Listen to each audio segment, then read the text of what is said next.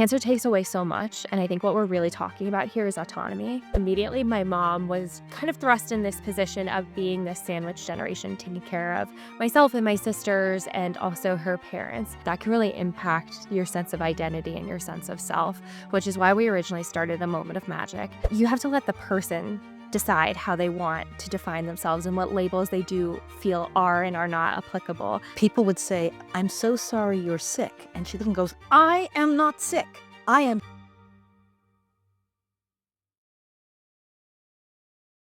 Welcome back to Kicking Cancer's Ass, the podcast rewriting cancer's story and putting you in charge. I'm Joelle Kaufman, and today we're talking about what it looks like to bring joy into a cancer journey. Not forced, Instagram-friendly kind, but real stuff. With Kylee McGrane-Zarnoch, founder of A Moment of Magic. Kylee, thank you for coming on Kicking Cancer's Ass. Thank you so much for having me. So this started when you were 16 and you were spending weekends in the hospital with your grandparents and you noticed something. What was that? Tell us about it. Definitely. My grandparents were both hospitalized long term for different reasons. My grandmother had chronic illness for most of her life, and my grandfather had a traumatic health event.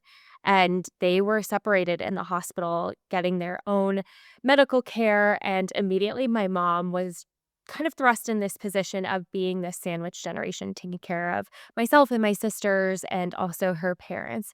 And the longer I saw them navigate the hospital experience and their own individual medical journeys, it became very clear to me, even at 16, that part of the medical experience needs to not just be focusing on our physical care, but also that emotional side, that mental health and well being side as well. So I know that it was really hard for them for a long time to be separated from each other, their regular activities, their community.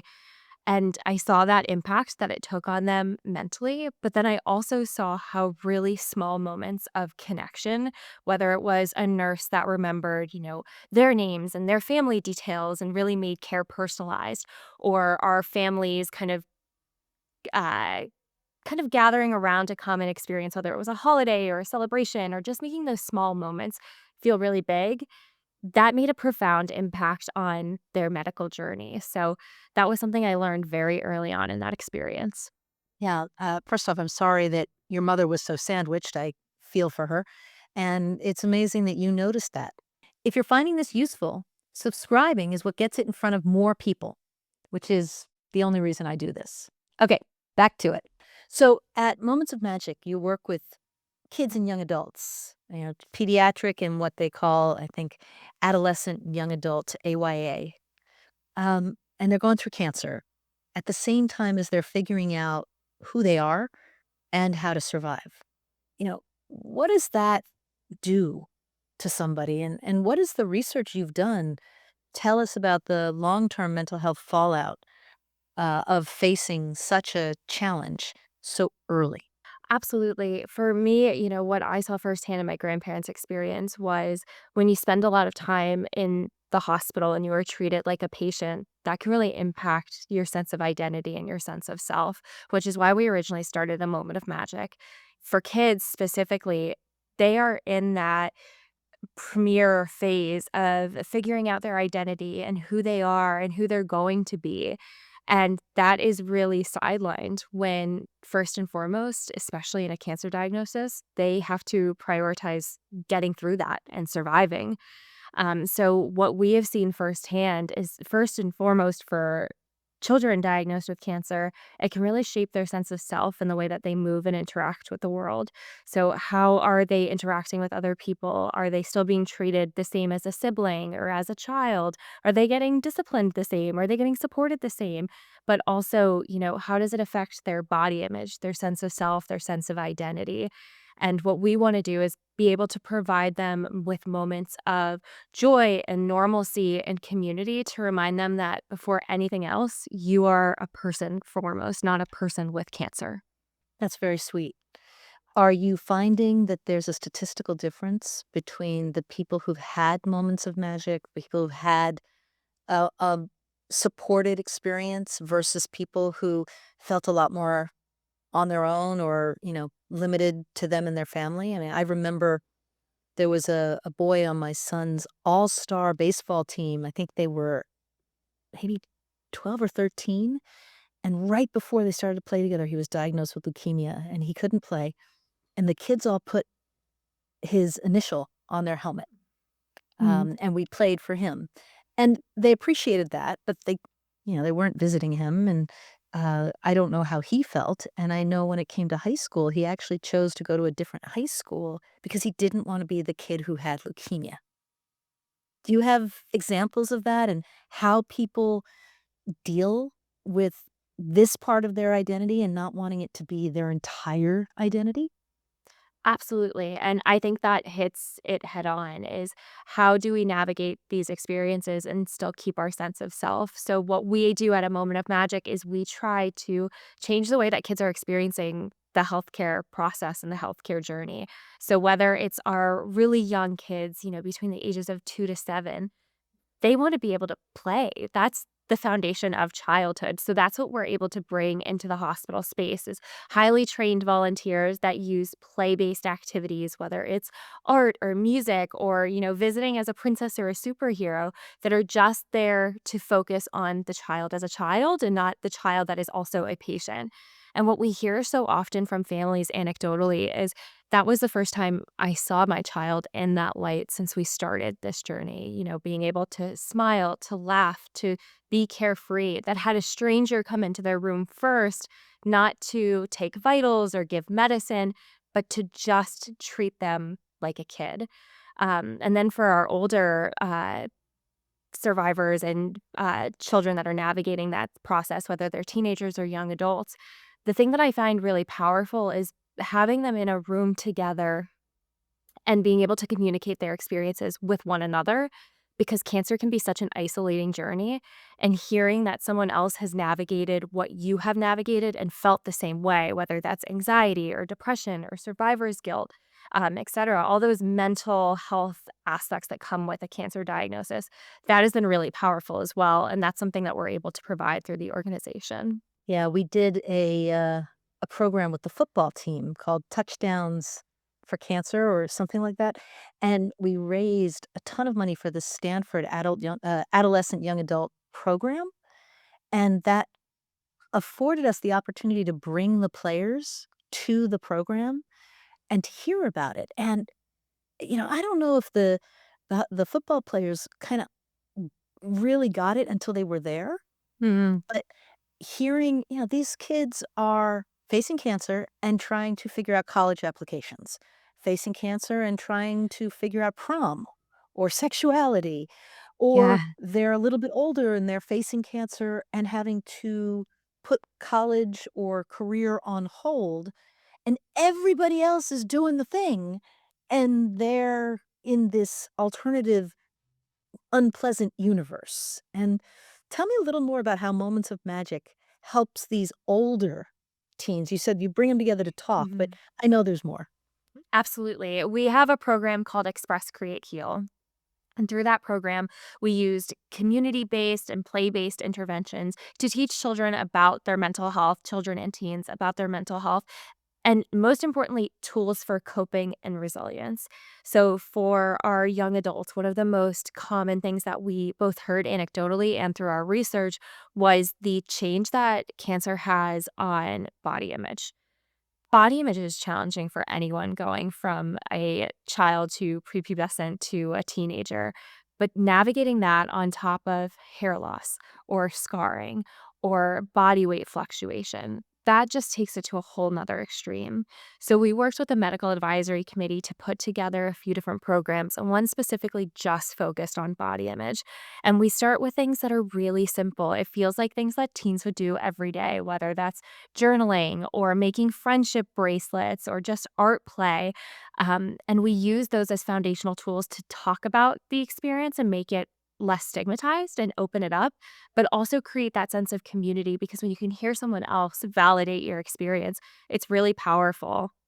And the program actually ends where we bring in a photographer and they do mini sessions with every person that participates. And being able to watch the people that have participated in the program see themselves in these beautiful images, talk about what they like about them, select their favorite photos. you see a whole new light in them open up, and that's really incredibly powerful. Yeah, one of the things I remembered when I was in the infusion center is this group came by with um, cosmetics.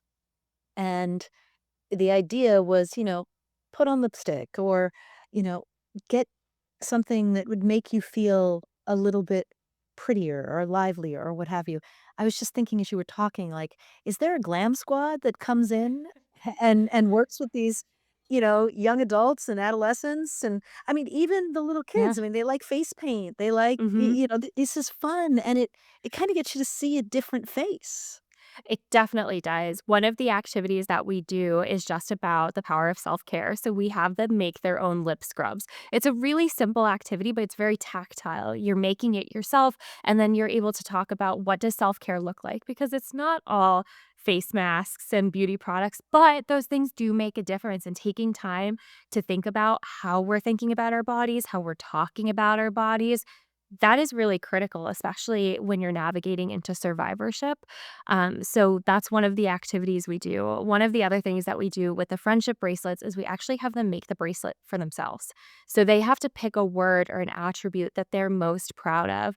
And one of my favorite examples is we had a teenage boy, and the word he picked for himself was advocate. Just in terms of being a childhood cancer survivor, advocating for more funding, for better support. He made himself a bracelet that said advocate. And then in the photo shoot that he did, he was holding a sign that said advocate. And he had this really great gold ribbon on that represents childhood cancer. And his face in the photo, he just looks so proud. And I think that that was for us a way to see him take this experience that he's been through and navigated and used it to own who he is now and a light that he's really incredibly proud of and is making significant change in the space. Amazing. Amazing. And not a lot, some of the survivors of childhood cancers really become international forces for like I had Matthew Zachary on, and he was 21 with brain cancer, and Mhm. he's out there fighting We the Patients for a patient's Yep. bill of rights 20 years in. It's amazing.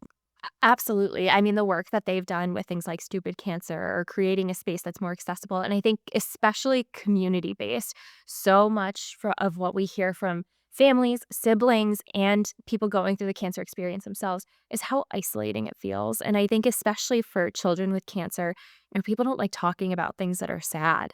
So people don't know how to talk to or support families that are navigating this process. So having community based spaces that really makes a huge, tremendous difference. Absolutely. So let's talk about this change, right? Because the minute someone gets a diagnosis, you know, people start treating you differently. They're careful with their words. Maybe they pull back. They don't know what to say, so they say nothing. And when it's someone's child, I mean, clearly the kids have no idea what to say, but they're a little less refined. They may just say, like, what is it? What's happening? But the adults are horrified and they don't know how to talk to the parents, the kids. How do you help people from all the times you've talked with people kind of know, like, try this, not that? I think the best thing in our position to do is to ask questions and to listen and try to take on the role of amplifying the stories and the feedback and the advice that families have given. I know one thing that I have heard is how difficult it is to explain your journey to other people, what you're experiencing, what your diagnosis was like, what the prognosis is like. To have to explain that over and over again can be deeply traumatizing. So, what we want to be able to do is be able to listen to families' experiences and then amplify what they are saying. So, we put together a training. All of our volunteers go through a very intensive training that kind of helped propel or springboard us into this next step, where we actually worked across different organizations and sectors, healthcare, education, family experience, etc. And we put together a training that's just Introduction to Pediatric Cancer and Mental Health. And anyone can take it. You could be a healthcare worker and hear insights from families that have gone through the experience or educators that have helped children go back into school reintegration. Or you could be someone that is supporting a family going through this experience and you learn firsthand, okay, maybe I shouldn't say, if you need anything, call me, because that's so ambiguous and people never want to ask for help. But you can say, here are a few things I could do. If any of these things would be helpful, please let me know. I'd be glad to jump in. Or not to take it personally if you don't get a text back when you are checking in, because sometimes people just don't have the mental capacity to respond in a way that they want to. And it just falls off of the radar. And then by the time you circle back, you're like, oh, I wish I didn't let that message go too long. So that's really what we try to do, is amplify the experiences of people that have gone through this process, and make that information as accessible as possible to those that want to support them, no matter what area or sector they're coming from. So I want to make sure we put a link to that training in the show notes so that anybody who wants to can take it. Um, Absolutely. and it's interesting because everyone says, I want to help. What can I do? And it's actually a really hard thing to answer. I remember as I was putting together my book, talking to lots of people about what helped and actually creating a whole chapter of here's a list of things. Pick one off the list and offer to do it. Right. But one of the big ones, particularly when the kids are young, and it can be that mom or dad has the cancer, or God forbid, I mean, the kid, but there's often another kid. And, cancer is this sucker. And so the idea of saying, could you offer to do a play date? Take my other kid for a play for a weekend, something that gives them a break and fun and, they don't have to be the kid of Mhm. fill in the blank. And it's a simple thing, right? Like, I Right. would like your kid this weekend. Can I take them? Yes, and that individualized attention makes such a big difference, because exactly like you're saying, what we hear so often from siblings is, it can go one of two ways. You could be that older sibling that suddenly is thrust into a caregiver position where you're helping take care of your other siblings or helping support your caregivers, and that accelerates feeling like you're growing up very quickly, and that can be really hard. Or it can be a younger sibling that maybe isn't getting as much time spent with their caregivers because the focus is on the child that needs support through treatment. And when you're younger, it can be really hard to understand that. So, giving individualized attention, things that that child specifically likes to do, one on one time where they're just themselves and not who they are in relationship to someone else, that makes a big difference. It's interesting. There's a new show streaming called Ripple. And one of the storylines of Ripple is a cancer storyline, and there's an adult and there's a child that are not related. But an episode I recently watched was a woman and her older son, and she's saying, "What would you like to do for dinner?" And he's like, "I get to choose?" And she says, "Sure." He goes, I want Mexican." Okay, great. That's what we'll do. But they're walking down a hospital corridor, and in comes the daughter, who's the cancer patient, and the father. And she says, "How you doing, honey?" She goes, "I feel great." She's like, "Really? Yeah, I want Italian food." She goes, "Then we'll go get Italian." And they shoot over to the older brother, and he's kind of crestfallen. Hmm. And you feel this. Everyone's impacted by this, and everyone's best intentions have other ramifications. And I just think it's incredible that you're encouraging people to focus on not just the patient, but the patient's entire family and the other children that are involved. Absolutely. I think the way that we think about cancer at a moment of magic is that it's a familial disease. It affects every single person that is supporting the person going through cancer. And especially when that person is young and, a caregiver might have to leave work, go on sabbatical, or leave work permanently to make sure that the child can get to and from treatment and to and from care and gets their medicine on time. it really changes the dynamic of an entire family. And I think what I've learned most from our families is how these small but thoughtful and intentional ways of supporting other people that changes the cancer experience. And cancer takes away so much, and I think what we're really talking about here is autonomy. When we can create spaces to make choices, to, give support, or just change the way people can navigate diagnosis, even if we can't change the diagnosis itself, it really makes a big difference. It does. So let's talk about a particular program you have, Express, Create, Heal, which is teaching coping and resilience through play. But you're very clear it's not therapy, it's not clinical, it's just play. So I'd love to know how it works and also how other people, adults going through cancer, can, steal something from your approach to help themselves. Yes, we worked with an incredible team of and a medical advisory committee, whether that was child psychologists, child life specialists, pediatric oncology nurses, and most importantly, families themselves. We really wanted to hone into what are the top mental health challenges or obstacles that families navigating childhood cancer face. And so often we heard things like being able to recognize what you're feeling and communicating it that's really difficult. It sounds very foundational, but when you're a child that's 3 years old, being able to separate your emotions and this is anger and this is sadness and this is frustration. Those are different emotions, but you don't always have the vocabulary for them. So we looked at things like frustration, advocacy, and being able to speak up, self-regulation and deep breathing, coping through things like art, and then identity. And we used play-based activities to kind of package up these different ideas and bring them to kids of different age groups. So we work with kids from the ages of 3 to about 18, but some hospitals do serve children up to the age of 24. And then we bring it directly to them and guide them through these activities in community-based settings. So they're working with other kids that are their age that have gone through the experience. We have separate tracks for children currently in treatment, children that have gone through treatment and now are into survivorship, and also siblings because they also need that support and that isn't always readily accessible. All of our programs are implemented by highly trained college student volunteers. So they go through a very rigorous training process, but that near peer model really makes a difference. And that's why we want to separate it out from therapy because therapy is so critical and so important, but it's not often something that's readily accessible to every family that navigates through this process. Or, mental health is still very stigmatized. So being able to give that foundational first step that can make a big difference. So we lead through these different activities.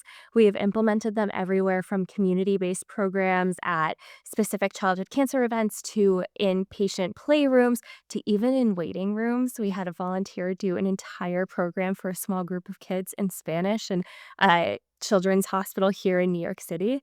And, just thinking about one example that I love is deep breathing.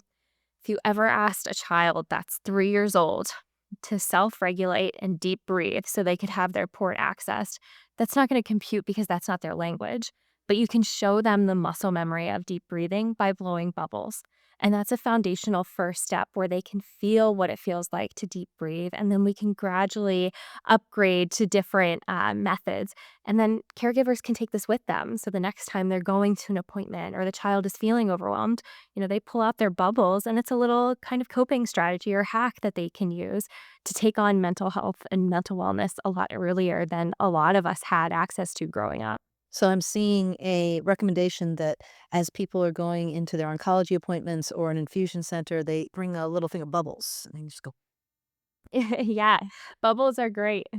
yeah, we all have to calm our nervous system.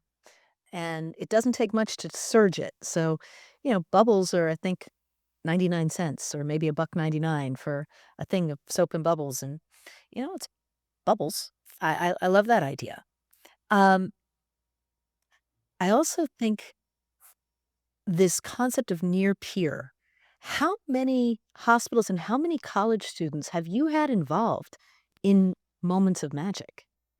So we started the organization back in 2017, and since then, we have activated over 4,000 college student volunteers from across the country.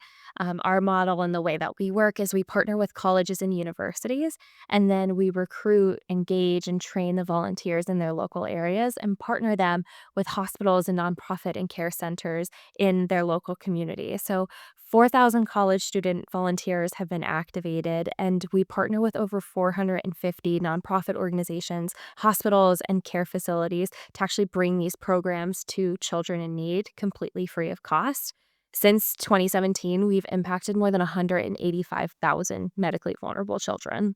That's tremendous. I have to ask, is my alma mater Michigan? Do they have are they a place that you're working with or not yet?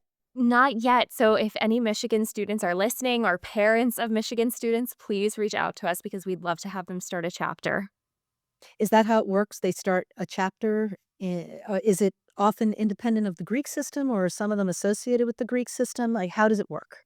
Yeah, so most of our clubs work at, or most of our chapters work as clubs on their college or university campus. And then it's open to any student that's enrolled at that university. So we definitely see a lot of involvement in Greek life. I think about some of our bigger chapters, especially in the South, like our University of North Carolina Chapel Hill chapter has a huge crossover between a moment of magic and their local Greek life, but it's open to any student. We see students that are pre med or studying teaching or going into social work, and the great thing about this organization is it gives you a very unique experience where you're working with actual people outside of the clinical space in a very different way. Your primary focus is just on their personhood and their mental health. Fantastic. And I have a Michigan just finished her first year, so I'll plant a seed where I can with my Wolverine. So, what you call a moment of magic, I named happiness tripwires. And they're small things you plant across your day that make you smile unavoidably, whether you want to or not. It's a different label, but using your language, what is one thing someone who's facing cancer right now could do to create a moment of magic for themselves, or someone who loves someone going through it could create a moment of magic? I think one of the most easy things that we can do as people supporting someone navigating the cancer experience is just reminding that person how much we care about them. And just, shooting a text and saying, "You're on my mind. I'm thinking about you. I care about you. I'm always here if you need anything or need to talk." I think reaching out to people and asking to talk can be really hard for people. So having someone else reciprocate that makes a very big difference. I think if it's a family navigating that experience, what things are people doing every single day that they just might need a little support on? Can you pick up a child from school? Can you drop off groceries? Do they need help with a specific task? And I think the more specific we offer support, the better it is because it takes that emotional and mental labor off of the person navigating. And then I think for someone going through the cancer experience themselves is to allow yourself to, be yourself first and, set those expectations. Um, I think boundaries are really hard for everyone, but boundaries can be really hard going through that experience. And I think being really clear about, this is what I am and am not comfortable with sharing with other people. This is how I do or do not want you to talk about what I'm going through. You see labels like fighter or survivor or, something like that. You have to let the person decide how they want to define themselves and what labels they do feel are and are not applicable. And I think if you are someone navigating that experience, trying to empower yourself to set those boundaries wherever you can. I remember talking about those labels when my sister was diagnosed.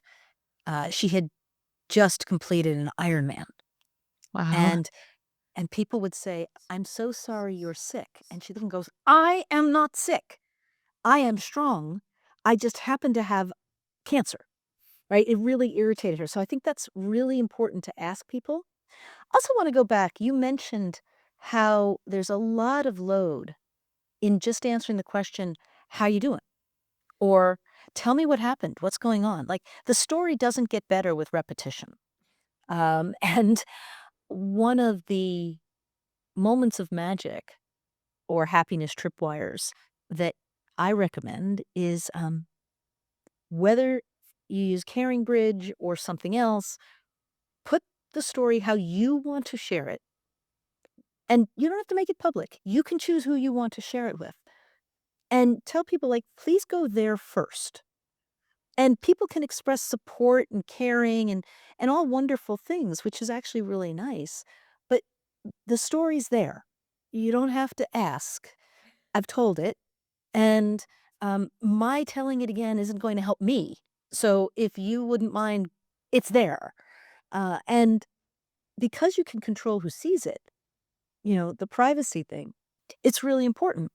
It's also really important. And you talked about this with hair loss. People ask, why do you suggest people look at cold capping? And I don't know if they do that with kids. I hope so, because hair loss is a big part of identity. And if you can cold cap and it works, which is not a guarantee for everybody, um, it lets you present yourself normal, not as a cancer patient. And then you get to choose who knows.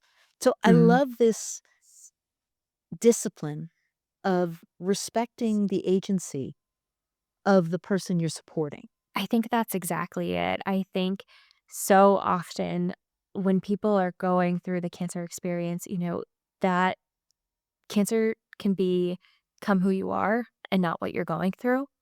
And I think it's up to all of us to make sure that that doesn't happen in our own individual ways. I think autonomy is a really big one, giving choice, allowing people to set their own boundaries.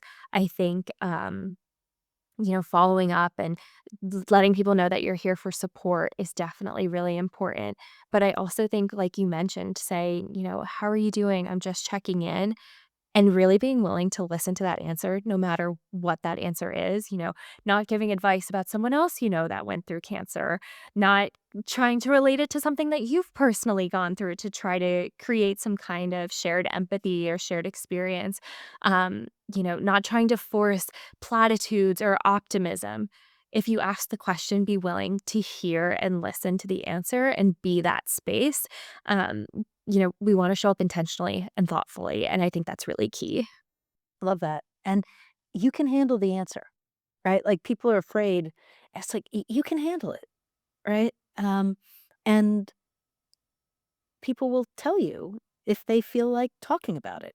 But I also said, like, I want to hear about your kids. I want to hear about your job. I want you to ask me about my job and kids and parents. I don't want the whole conversation you can have to only be cancer because, frankly, it's a boring topic. Like, it's fascinating, but if it's the only thing you're talking about, it gets a little bit overdone.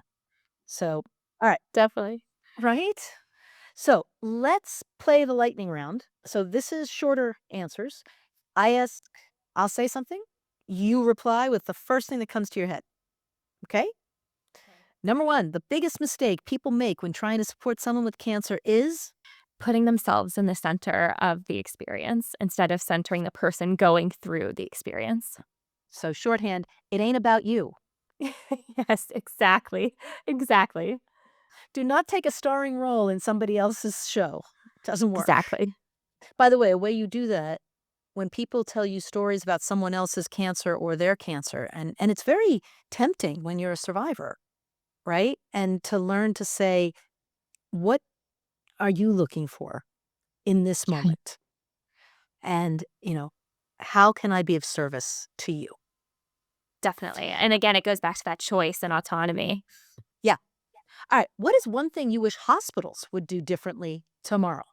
One thing that I wish hospitals would do differently is really focalize the mental wellness and mental health aspect of care in whatever aspect they can. I think any policy decision, any interaction with a patient, that should be first and foremost is how is this going to impact someone from a mental health and well-being standpoint?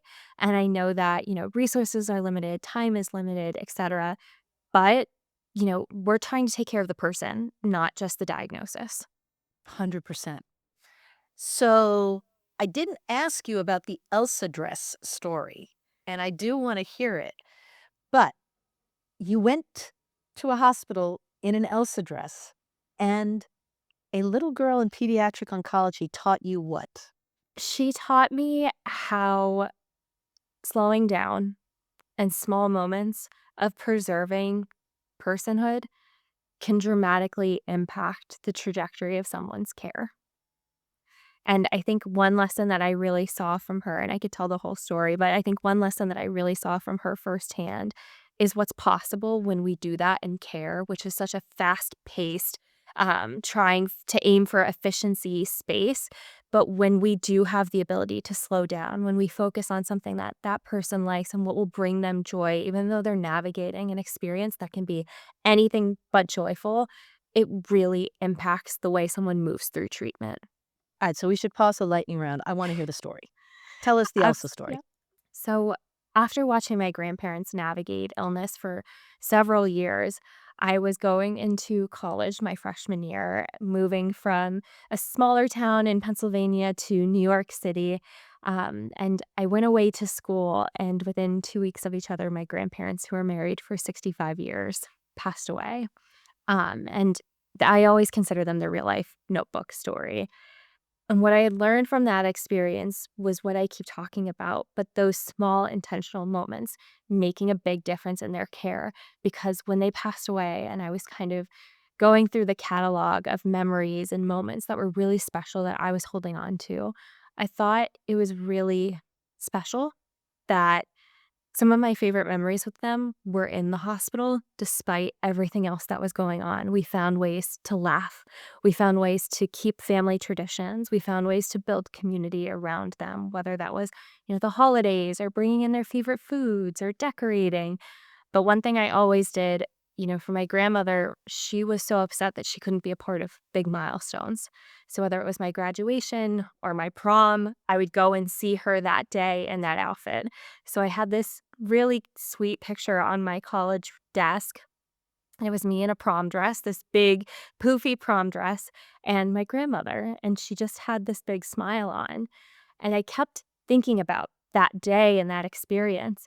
And I was talking to my mom and kind of bouncing ideas back and forth because I felt like the best thing for me to try to do to preserve their memory and navigate through grief was try to create that experience for someone else however I could.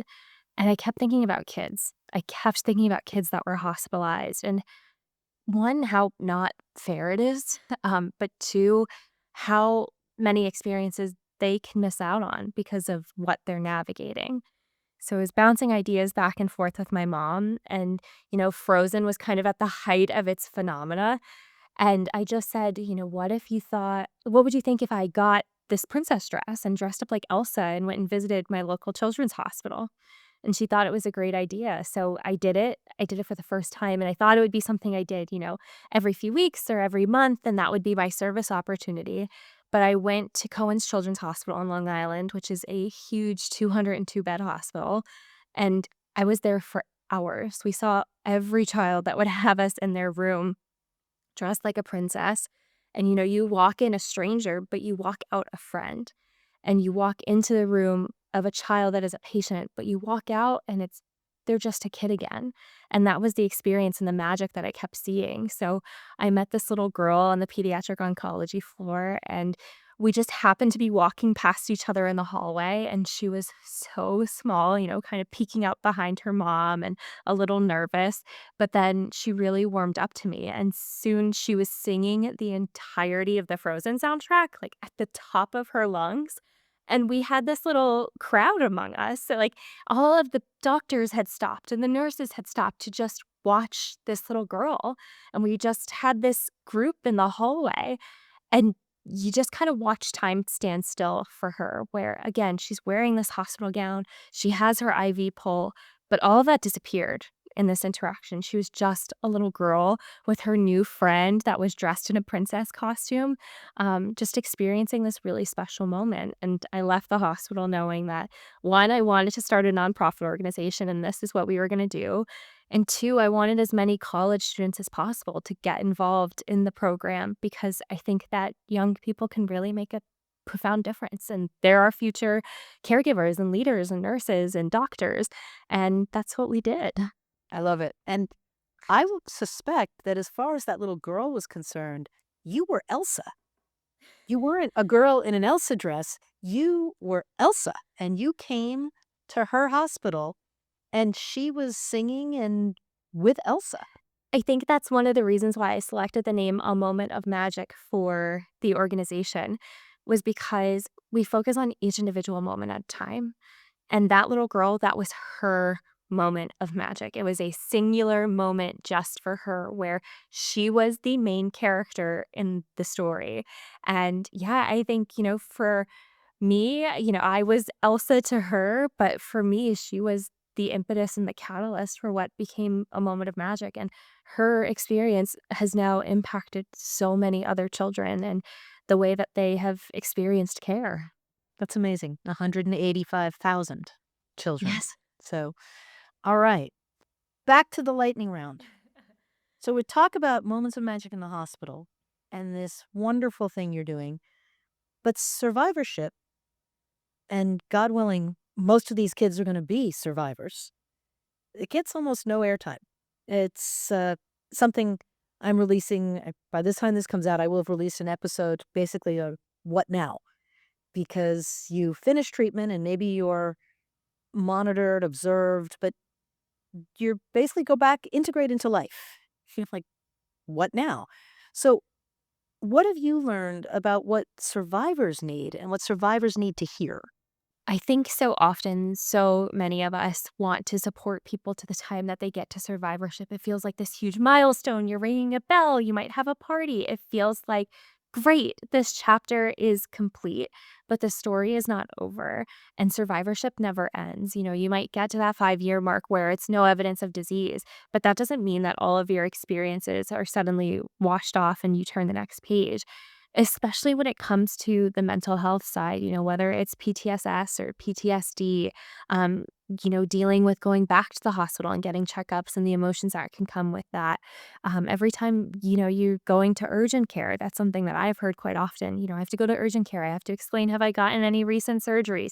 That's another really hard conversation. So I think for people supporting, knowing that this journey doesn't end, survivorship doesn't mean that, like, you are no longer affected by what you went through. But I think as a society and as a system, w we really have to look at healthcare and figure out how are we better supporting people that are transitioning into this space? Because especially from a lot of families that I hear, they're living at these hospitals. These care teams become their families, and when you no longer have access to your favorite nurse or your favorite doctor or your favorite therapist or mental health specialist, that can be really hard. You're removing a big line of support. So whether it's setting up survivorship programs or coordinating with local nonprofits to make sure you have that sense of community, it's really important that care and treatment and support doesn't end once your treatment plan does. Agreed. And I think for people who are often very motivated to give support when they hear someone has cancer, it's useful to know there's a lot of support needed when they finish. Yeah, there's the party, but just how can I show up? And, we call it scanxiety. Every time you have a Mhm. scan, there's nervousness. Every time there's a bump or a lump or something, cancer patients think, is it back? And so being able to hear that and not say, I'm sure it's not, but just say, yeah, I get it. That sounds awful. I'm with you. Yeah, and especially for the whole community, one of the things that we learned about in research was that caregivers are actually at a higher risk for PTSD than children that have gone through treatment, which I think is really interesting because, making sure that caregivers have access to mental health resources, that's not always a part of every care plan. And depending on your zip code or where you're treated or what resources you have access to, that determines what those next steps look like. So making sure that when we're thinking about care, it encapsulates that whole family as well. Absolutely. And, you know, the kids moving on, they're great at it. The parent is left with this the one of the worst things I can imagine happening happened and could happen again, and I'm scared. Mhm. And it's very isolating. All right. Last question. I ask every guest, what's your advice for someone who wants to kick cancer's ass? My advice for someone who wants to kick cancer's ass is to know how much impact one person can have.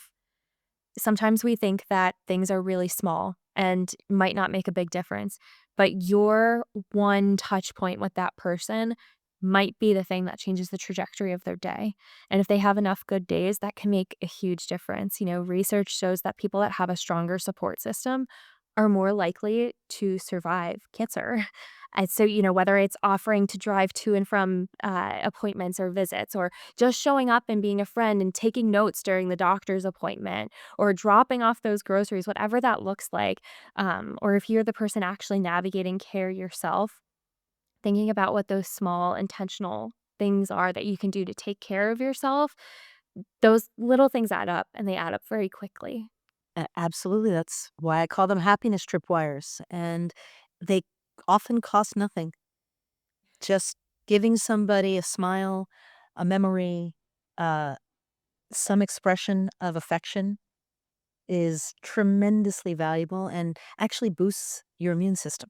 It has a biochemical impact. So it's a good thing to do. It makes you feel good and it makes us feel good. So spread happiness tripwires everywhere and create moments of magic.